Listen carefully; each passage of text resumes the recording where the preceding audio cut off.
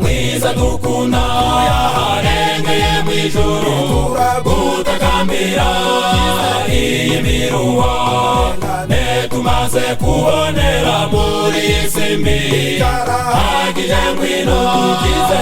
imibabaro mwiza dukunda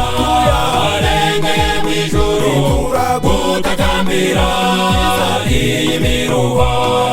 netumaze kubonera muri isi mbi hagije ngwino dukize imibabaro hino kw'isi maze kuba menshi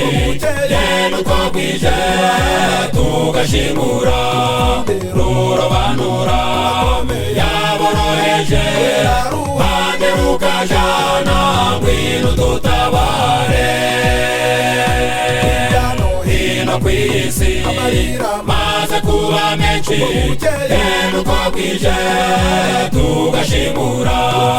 rurobanura yaboroheje bande rukajana ngwino dutabare namumure igihe kirageze bacu twabuze ndashidikanya ibyiringiro biriye muri we kamubitura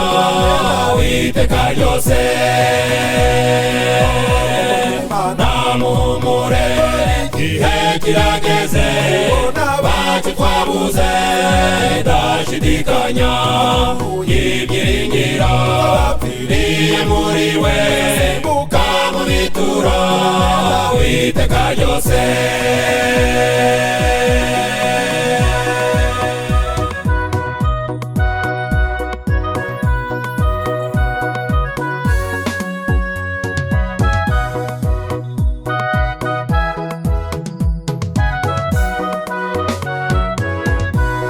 urupfu rwa Yesu Mariya Magdalena Mariya nyina wa Yakobo ubwo bajaga mu gituro bashiduka babonye igitare kibirinduye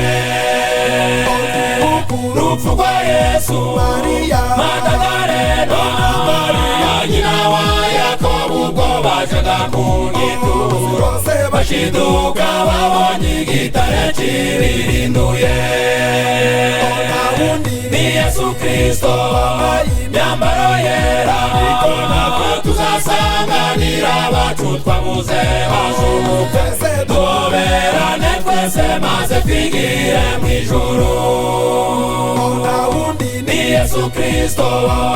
myambaro yera niko natwe tuzasanganira abacu twabuze hejuru tuberane twese maze twigire mwijuru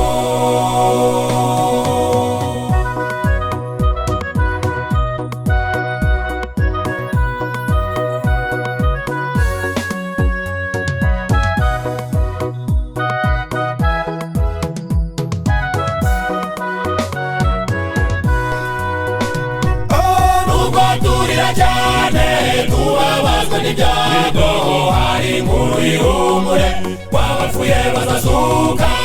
dukora ibitunganye dutegura azaza Yesu naza kujana be twijanire nawe